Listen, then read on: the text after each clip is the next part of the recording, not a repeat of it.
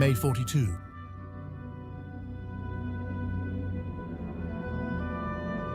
For nearly a year, Germany has waged war against the Soviet Union, focusing 70% of its forces on the Eastern Front.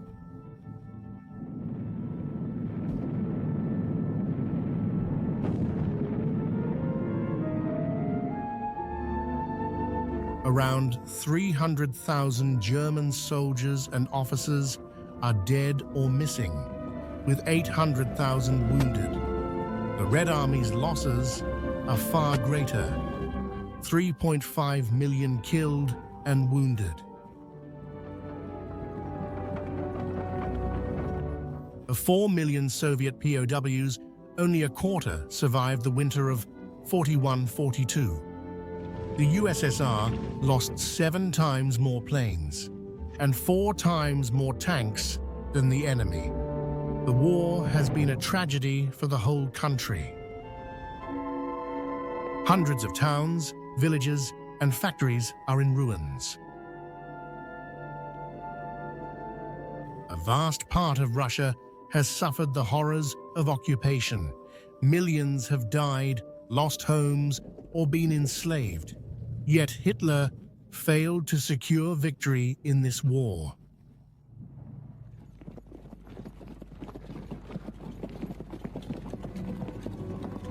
Despite huge casualties, the Red Army has numerical superiority. Hatred for the invaders helps the army and people endure immense hardships. The winter campaign near Moscow gave the Wehrmacht its first major defeat. But Soviet forces haven't capitalized on this success. Moreover, Soviet command errors led to new catastrophic losses. In late autumn 42, the Germans, executing the Braunschweig Plan, launched several large operations in the USSR's south. Russia, Forgotten Years, Eastern Front, Part 2.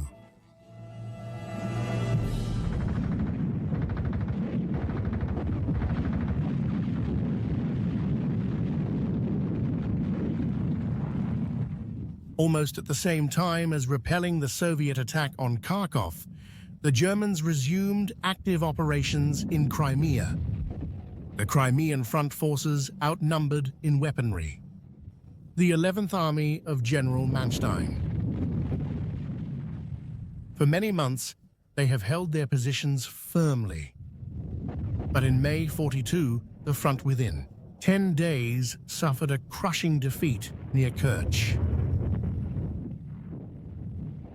The cause was not so much the Germans' skillful actions as the incompetent orders of the Stavka representative Lev Meklis, sent by Stalin, 300,000.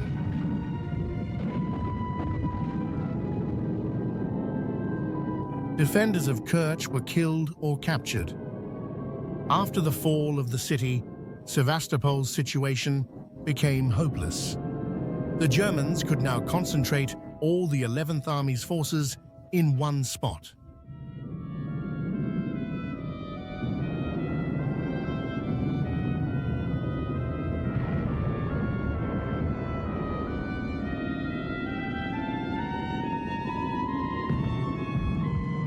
Fleeing constant shelling, the population of Sevastopol was forced to hide in catacombs.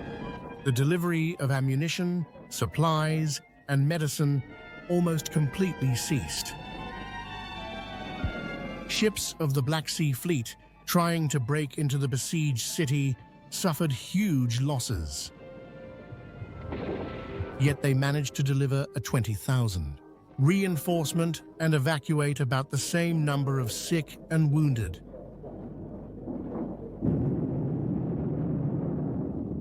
On June 2nd, the Germans began a 5-day artillery preparation and air bombardments. On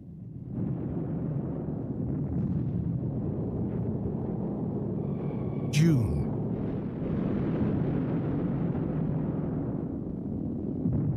7, they launched the decisive attack.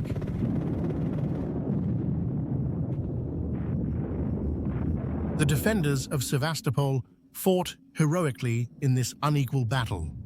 However, on July the 4th, after 8 months of steadfast defense of the city, they were forced to abandon the main base of the Black Sea Fleet.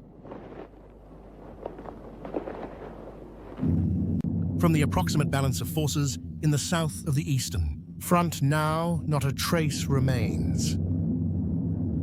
By June 42, nothing seemed to prevent the Germans from carrying out their planned Grand Southern Operation. Starting it, Hitler and his entourage did not understand the main thing.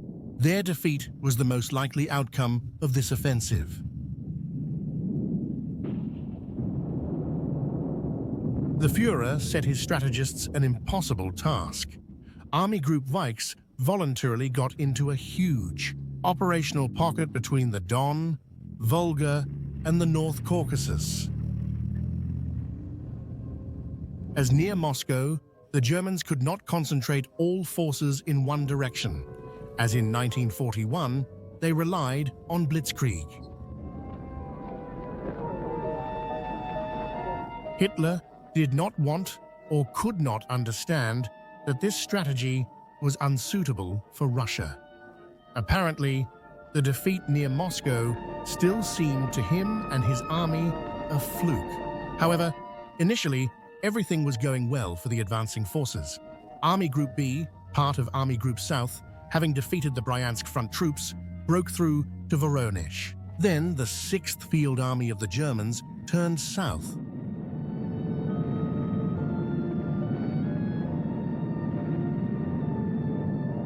Due to the threat of encirclement, parts of our southwestern and southern fronts were forced to retreat. They left the Donbass, the coal mining center, then Rostov. The Germans captured bridgeheads on the left bank of the Don.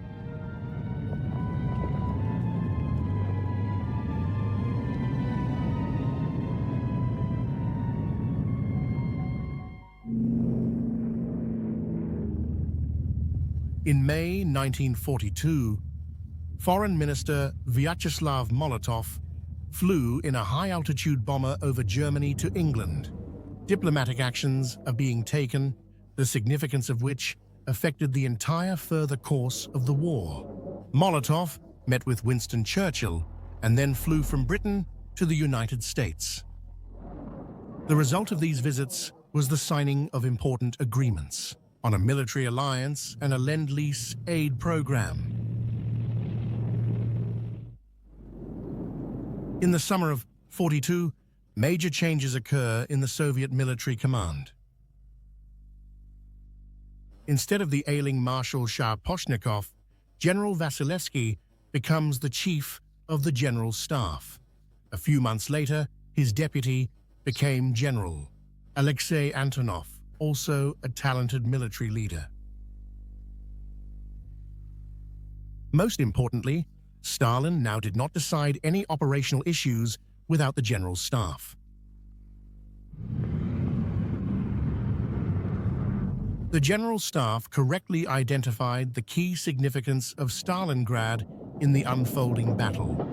On July 12th, the Stalingrad front was created in the rear of the Soviet troops.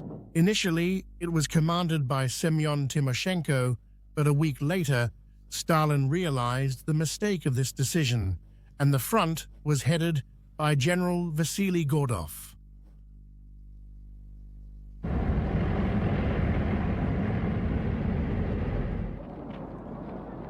The construction of defensive lines began. Brilliant commanders lead the fronts, fighting against the advancing Germans. Konstantin Rokossovsky and Nikolai Vatutin.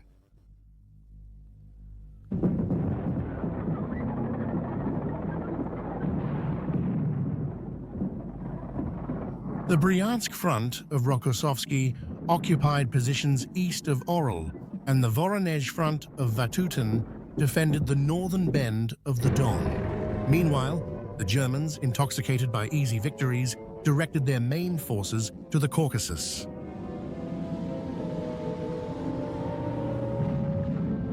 Parts of our southern and North Caucasian fronts were unable to offer any significant resistance.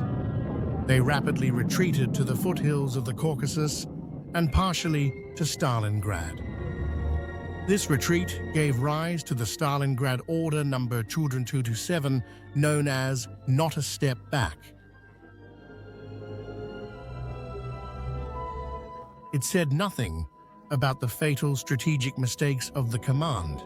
Stalin blamed the catastrophe entirely on the soldiers and officers and introduced harsh, repressive measures in the army. For retreating from a position without an order, the unit commander was shot without trial. Blocking detachments appeared at the front, opening fire on their own when attempting to retreat, even if a tactical maneuver required it.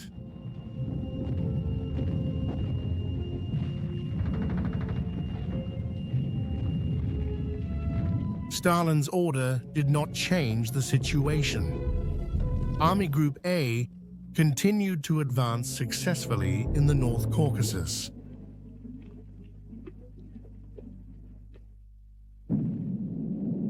However, the center of resistance created near Stalingrad ultimately prevented the Germans from breaking through to the Caucasus.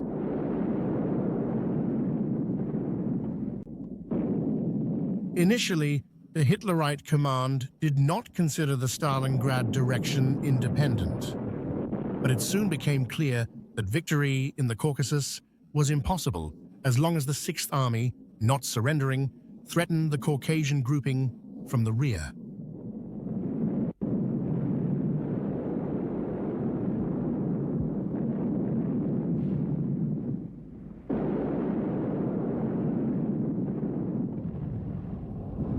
At the end of July, the 4th Panzer Army and the 8th Italian Army were sent from the Caucasus to Stalingrad. The city became the most important target for the Wehrmacht.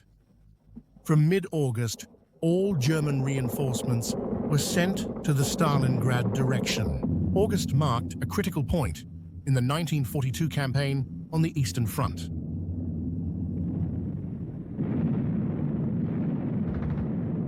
Hitler's forces broke through to the main Caucasus Range and the Black Sea coast of the Caucasus. They attacked the major ports of Novorossiysk and Tuapse. North of Stalingrad, they reached the Volga, cutting off the Stalingrad front's flank from the main forces in the city.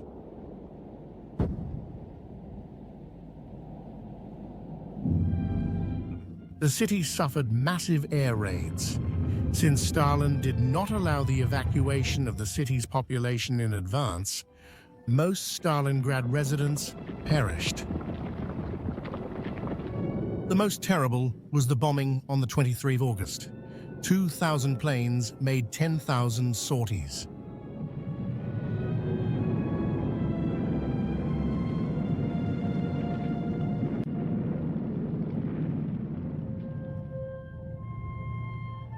Despite significant losses suffered by the Germans, Hitler considered the fall of Stalingrad a matter of days. He even established a medal for victory at Stalingrad. Meeting with Churchill in Moscow, who flew in at the end of August, Stalin did not express concerns about the fate of the USSR and the situation on the fronts.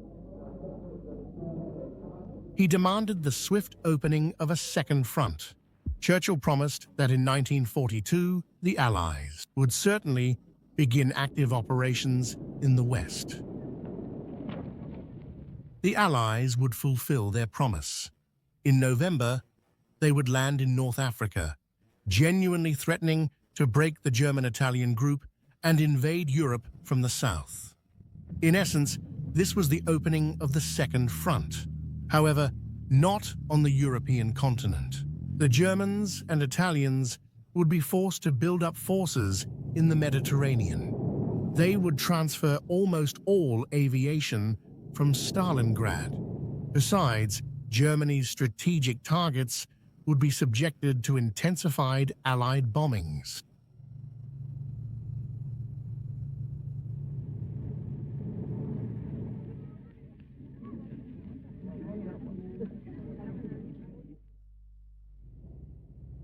But 2 months earlier, the attention of the warring parties was mainly focused on Stalingrad.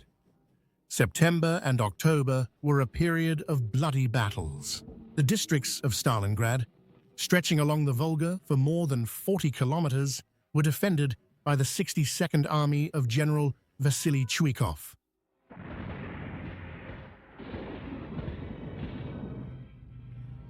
From the south, the city was covered by the 64th Army of General Mikhail Shumilov. At the head of the Stalingrad front were General Andrei Yeremenko and member of the military council Nikita Khrushchev. The actions of all fronts in the Battle of Stalingrad were coordinated by Deputy Supreme Commander Zhukov and Chief of General Staff Vasilevsky.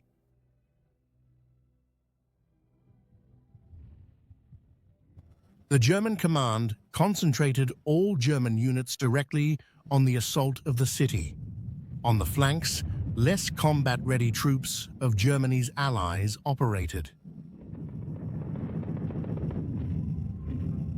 Hitler demanded that the commander of the 6th Army, General Paulus, take Stalingrad as soon as possible, and the Germans desperately stormed it.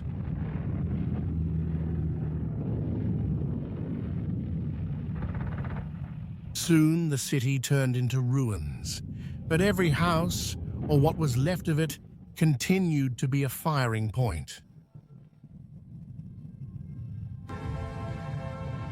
Only death or severe injuries could make the defenders of Stalingrad cease resistance. The strategic situation increasingly favored the Soviet side, although it suffered enormous losses.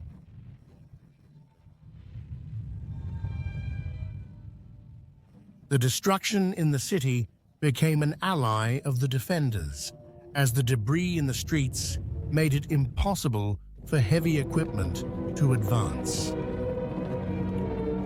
The heroic resistance of the Stalingraders, receiving almost no reinforcements, allowed the Soviet command to prepare a counter-offensive operation codenamed Uranus.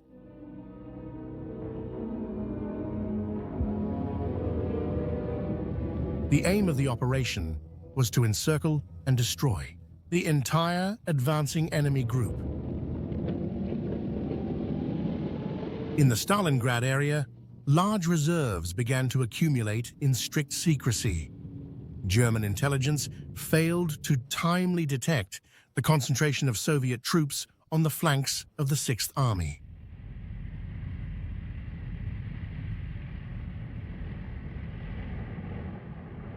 Hitler was confident that the Russians had no forces for a major counter-offensive. The combat formations of the Germans maintained an offensive character. Winter was approaching. Before the frost set in, the Germans needed to suppress the resistance, concentrated on just a few small islands of ruins at all costs.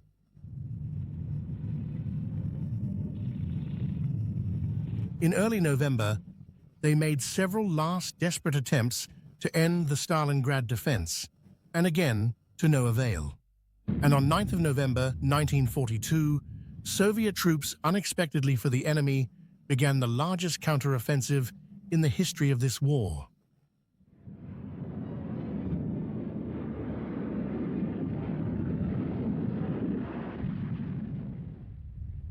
The troops of the Southwestern and Don fronts, and the next day, the Stalingrad front, struck the Italian and Romanian divisions defending the flanks of Paulus's 6th Army. The scale of the counteroffensive was a complete surprise for the Wehrmacht. The Soviet command threw into battle 8 infantry armies, 2 air, and a tank army, several tank and cavalry corps. Already on 23rd of November, Soviet tanks entered Kalach on the Don.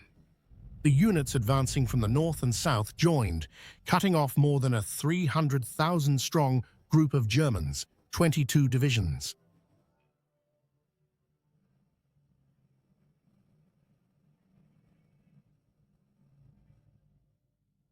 The breakthrough expanded every day. By early December, the distance between the outer and inner fronts of the offensive was from 40 to 100 kilometers.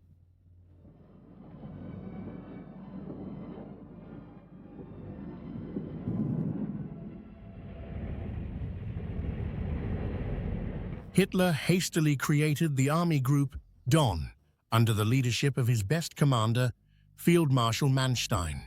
He demanded to immediately stop the Soviet offensive. The plan proposed by Manstein was for the encircled troops to leave Stalingrad and attempt to break through to meet the relieving blow of General Hoth's tank group.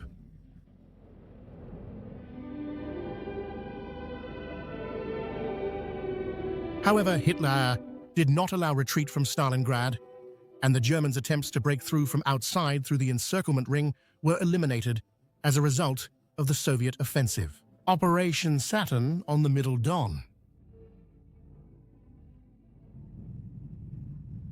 The situation of Paulus's encircled army, receiving extremely limited support with ammunition and food, was becoming increasingly catastrophic.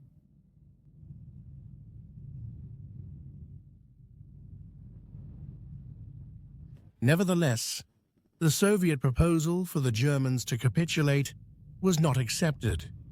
To finish off the encircled group, Stalin entrusted the Don front to General Rokossovsky.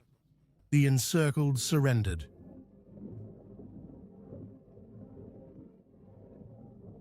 More than 90,000 soldiers and officers, 24 generals, and 1 field marshal, von Paulus, who received this rank the day before the capitulation, were captured.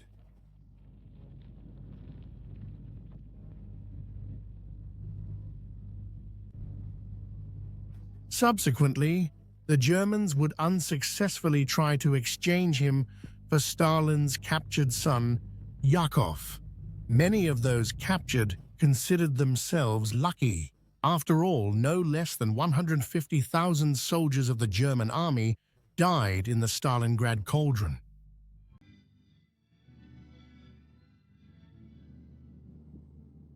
But only a small part of the prisoners would survive the winter. The rest would die from cold, hunger, and epidemics. After the defeat at Stalingrad, Hitler declared a 3-day mourning in Germany.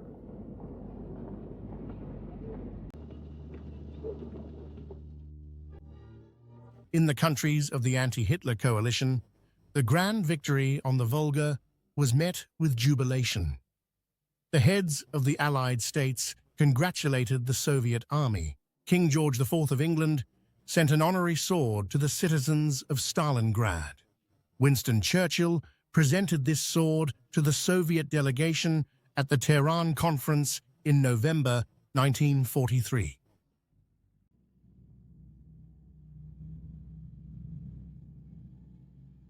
Later, Marshal Semyon Budyonny presented it to the people of Stalingrad. All leading Soviet generals, except for Yeremenko, were promoted. Zhukov and a bit later Vasilevsky became marshals of the Soviet Union.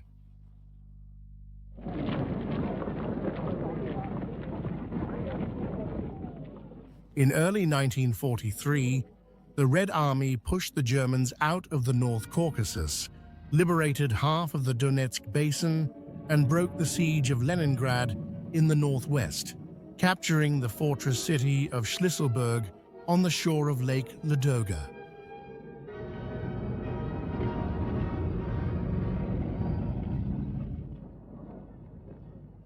The Germans desperately needed a major victory on the Eastern Front. They craved revenge for Stalingrad and to restore their army's reputation. The German General Staff began preparing Operation Citadel.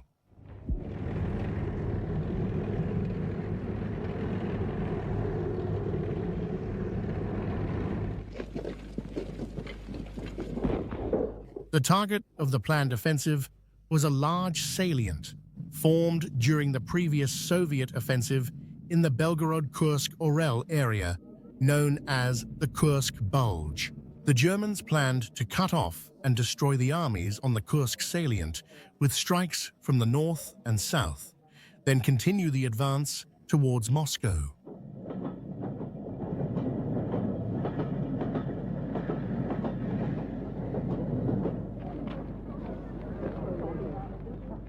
Near Orel and Belgorod, the Germans set up massive ammunition depots. German forces, totaling 900,000 men, concentrated for the offensive. They were to receive almost all the new equipment rolling off the production lines at that time.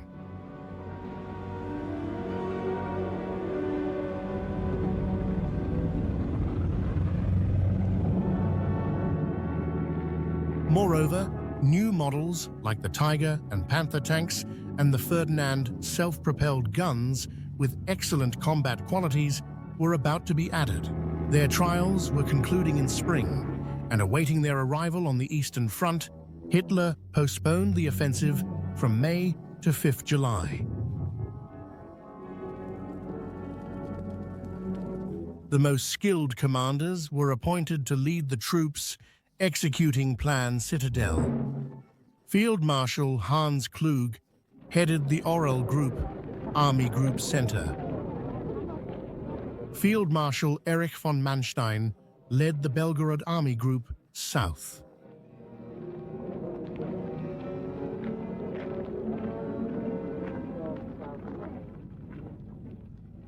They faced the Bryansk Front under General Markian Popov and the Central Front under General Konstantin Rokossovsky in the north.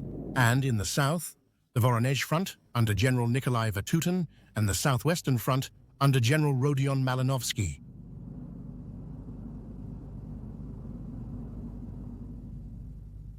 In the rear, a reserve, later the Steppe Front, was created, under the command of General Ivan Konev. There were about twice as many Soviet soldiers at Kursk as there were Germans. The Germans' intentions were clear to Soviet commanders, but they wanted to act differently.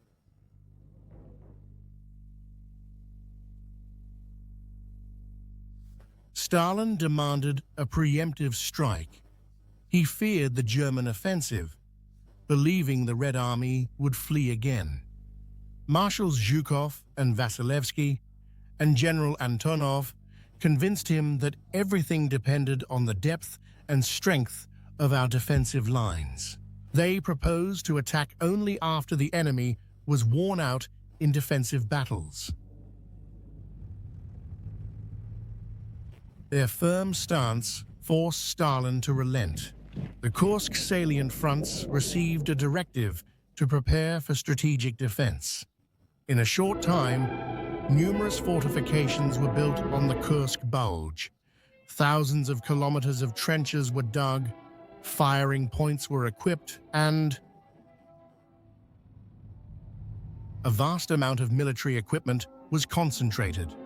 The defense depth reached 70 kilometers, with a second line 240 kilometers away.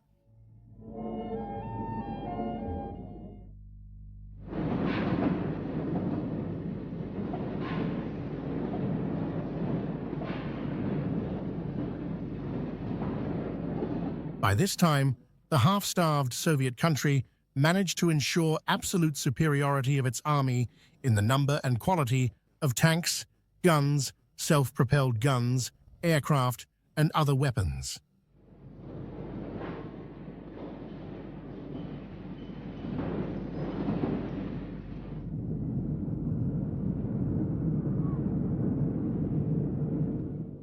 This advantage was achieved largely thanks to the help of allies, who sent to the USSR a wide variety of products through Lend-Lease. About a fifth of all tanks and aircraft received by the Red Army during the war years came from the USA, Great Britain, and Canada.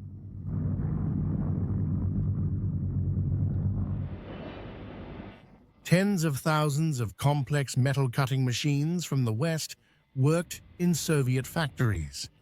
They made up a quarter of all machines producing military equipment and supplies. Allies supplied the USSR with 400,000 vehicles of various brands, which were very popular with Russian soldiers, as well as a large amount of explosives, aluminium for the aviation industry, and food. The aid was delivered either from the south across the Caspian Sea or from the north across the Barents Sea. The northern route was the shortest, but also the most dangerous. Americans called it the regular road of death.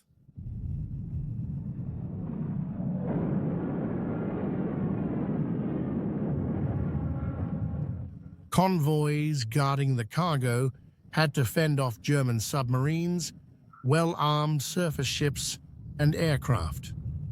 The convoy's actions were not always successful. The most tragic fate befell the PQ-17 convoy in 1942. Most of the transport ships were sunk by the Germans. Lend-Lease deliveries were suspended and resumed only in 1943.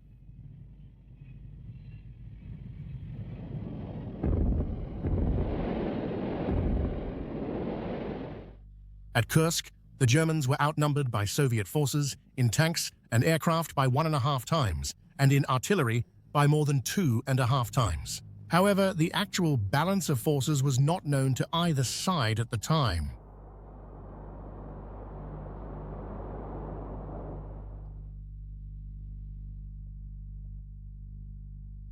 Soviet command received timely and accurate intelligence that the Germans were to start Operation Citadel at 3 a.m. on the 5th July. Before dawn, Soviet artillery unleashed a month's supply of shells on the German units ready to advance.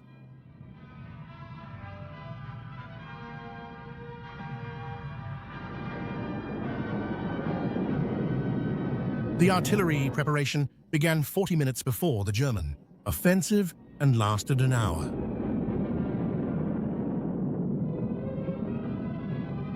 The Germans not only suffered significant material losses, but were also demoralized. It became clear that their plans were no secret to the Russians. Nevertheless, recovering from the shock, they moved forward.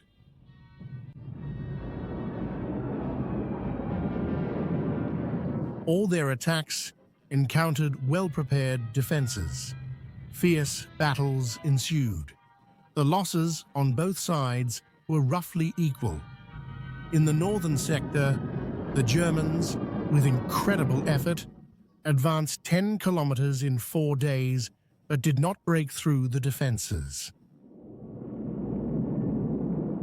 At least 600 German tanks were knocked out.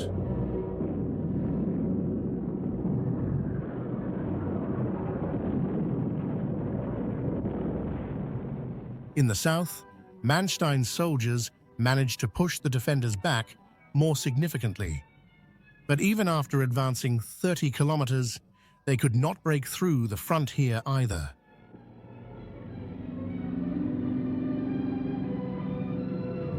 However, at one point, a breakthrough threat arose.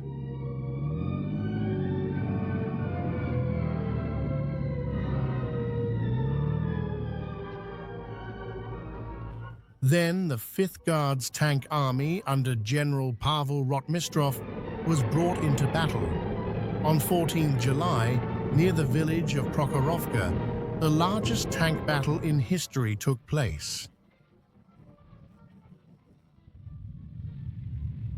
A total of 1,200 tanks and self-propelled artillery units participated.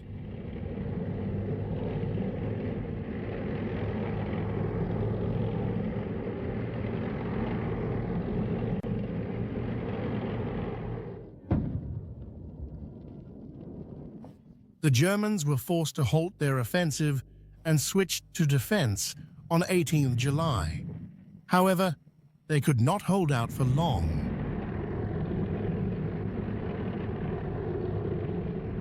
On 5 August, the Red Army liberated Orel and Belgorod. The battle was still ongoing, but its outcome was not in doubt. In honor of the victory at Kursk, a celebratory salute was held in Moscow, the first since the start of the war. 12 volleys were fired from 124 guns. 2 weeks later, on the 23rd August, the Red Army drove the Germans out of Kharkov, this time for good.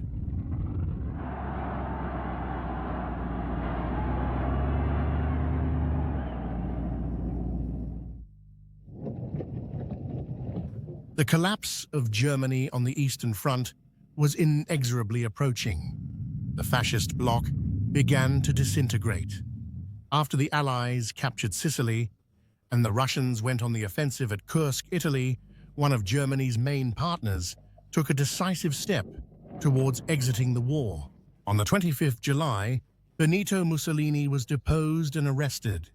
A military government led by Marshal Pietro Badoglio came to power. On the 3rd of September, he signed an armistice with the Allies. More than 100 Italian ships surrendered to the Allies in the Mediterranean.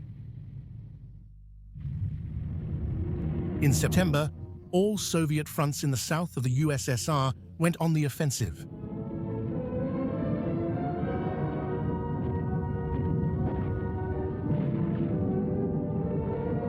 The troops of the southwestern and southern fronts liberated the entire Donbas region and cut off Crimea. The Germans had to finally abandon the idea of capturing the Caucasus. They left all previously captured cities. In their hands remained only the far western tip of the Caucasus, the Taman Peninsula.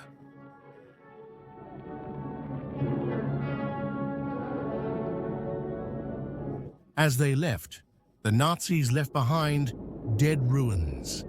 This is how the liberated port of Novorossiysk looked on 16 September.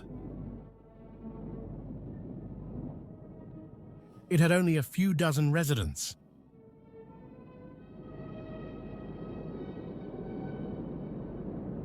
This is how the occupiers dealt with the factories and mines of Donbass.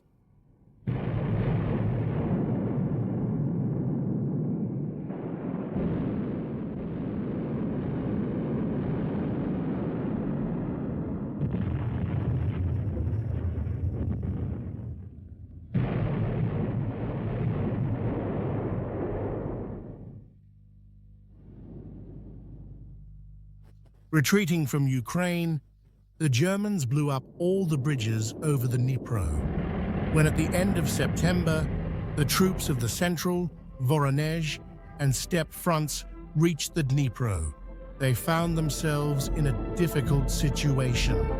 The soldiers were exhausted from continuous offensive battles, lacking ammunition and fuel.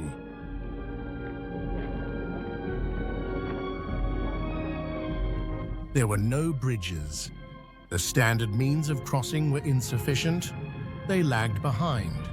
And beyond the river, a heavily fortified German bridgehead. And yet the Red Army began to cross the Dnieper head-on.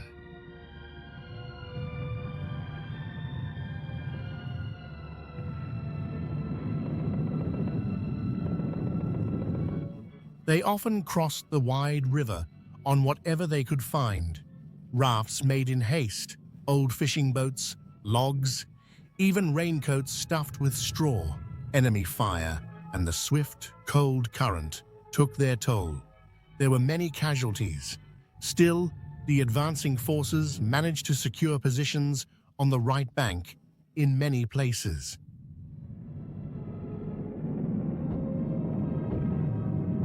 For crossing the Dnieper, about 2,500 soldiers, officers, and generals were awarded the title Hero of the Soviet Union. Many posthumously.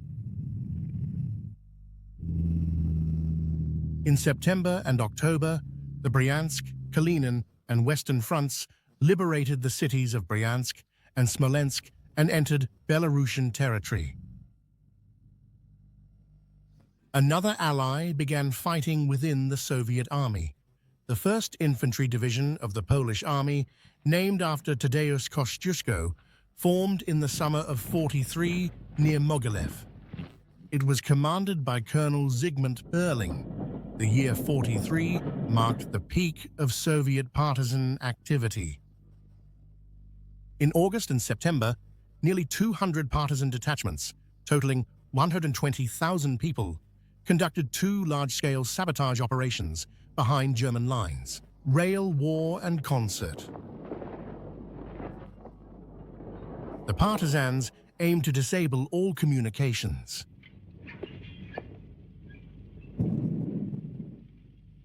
They disorganized and, in some areas, paralyzed railway traffic over a vast area. Thousands of kilometers of tracks and hundreds of bridges were blown up. Thousands of trains were derailed.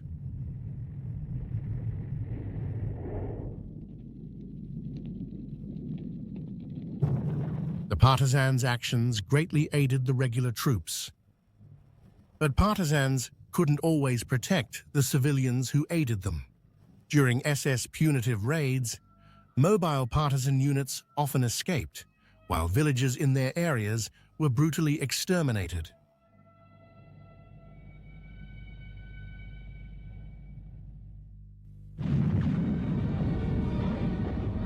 By late October, all Soviet fronts were renamed. Now called Ukrainian, Eastern Belarusian, and Baltic, they continued advancing west. On 6th of November, the 1st Ukrainian Front, led by General Nikolai Vatutin, liberated Kyiv. The city lay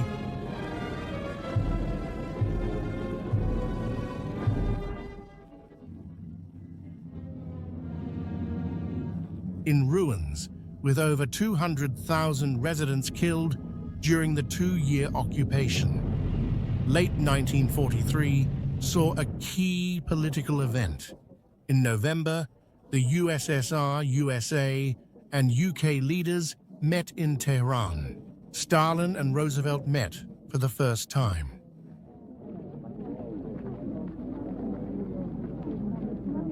By then, the Allies had been united for 3 months. Fierce battles were fought in southern Italy.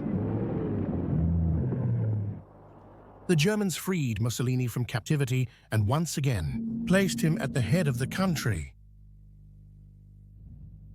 The unreliable Italian army had to be disarmed. German divisions struggled to hold back the Allies' advance towards Rome.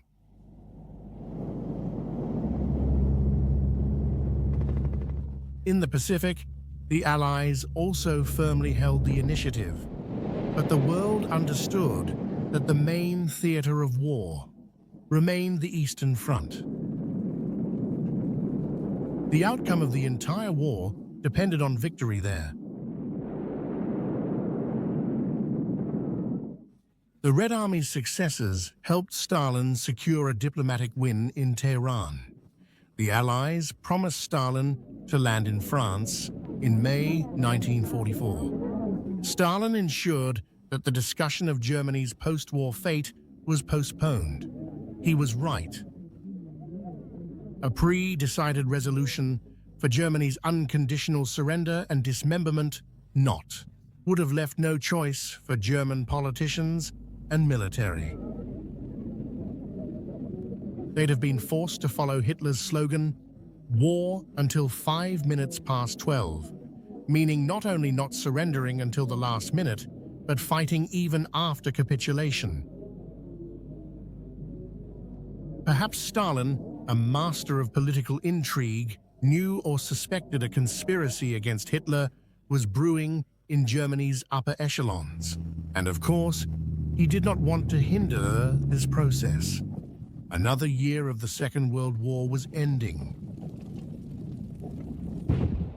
Soviet victories on the Eastern Front brought a decisive turning point.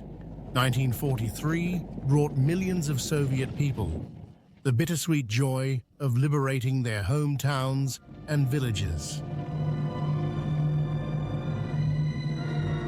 For Soviet soldiers, it brought great glory, thousands of awards, and new sacrifices. The number of killed and wounded this year alone was 3 million.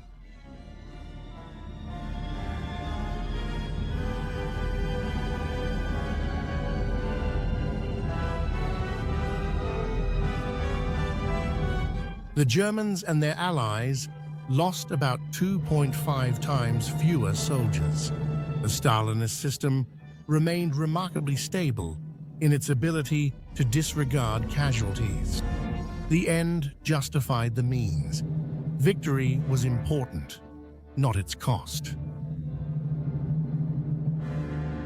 Scriptwriters Yuri Geller, Alexander Eisenberg, consultants Nikolai Mitrofanov, Yulia Safonenko, Elena Kolikova, producers John Dukas, Matthew King Kaufman, Maxim Zolotukhin, directors Alexander Eisenberg, Matthew King Kaufman.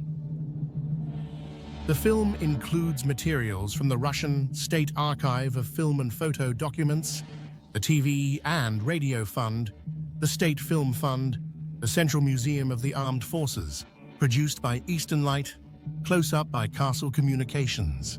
The film is voiced by NTV Television Company.